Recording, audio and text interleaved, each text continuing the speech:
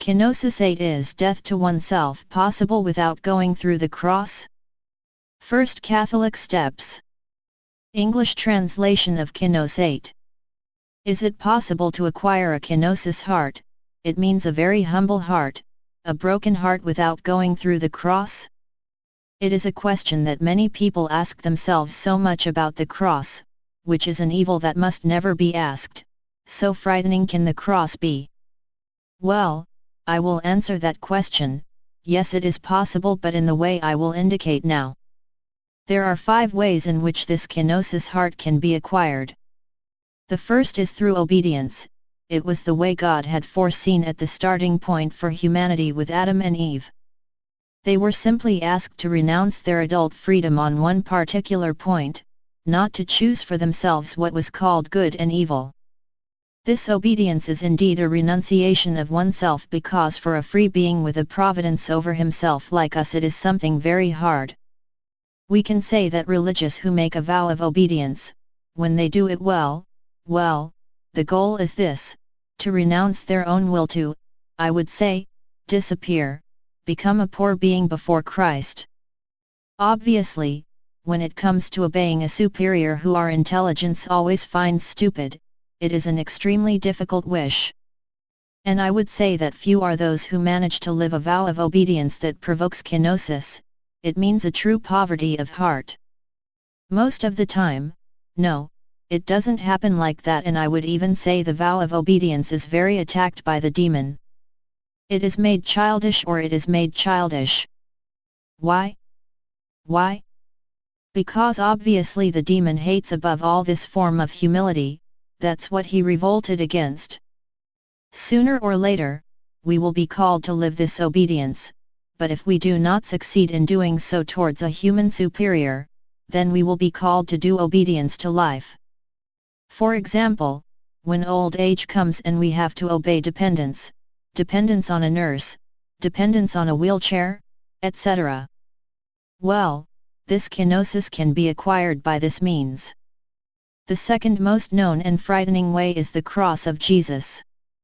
It is a cross that some saints like Saint Alphonsus of Liguori, Doctor of the Church, represent as a ladder that leads to heaven, but a red ladder.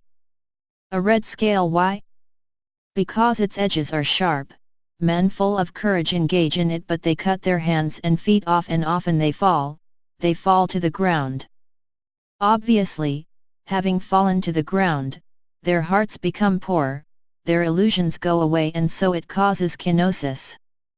We can say that the 3 Golgotha Crosses, the cross of the bad thief, the cross of the good thief, and especially the cross of Christ, are capable of creating a broken heart, a humiliated spirit.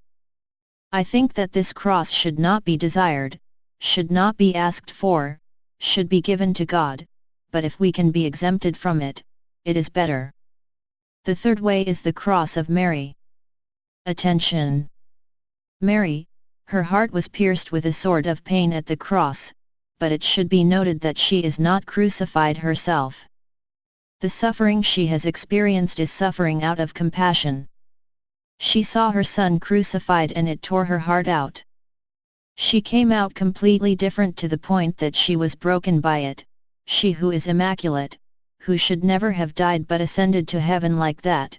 Well, Pope John Paul II thinks she died some time before being resurrected by God. This cross is, for example, the one we experience when we have inner suffering and anguish for our children, sometimes I would say despair. This cross is just as hard as the cross of Christ, but it is less visible, more dispersed throughout life, and therefore has the same effect. Out of there, of course, his heart can no longer have illusions about itself. The fourth way is quite special. When people, for example, have fallen into many sins and they come across someone who is full of compassion for them, who does not condemn them, who saves them in every way possible, I would say, of their failings, a little like Mary Magdalene experienced with Jesus. Jesus saved her from 7 demons that were in her, he never condemned her.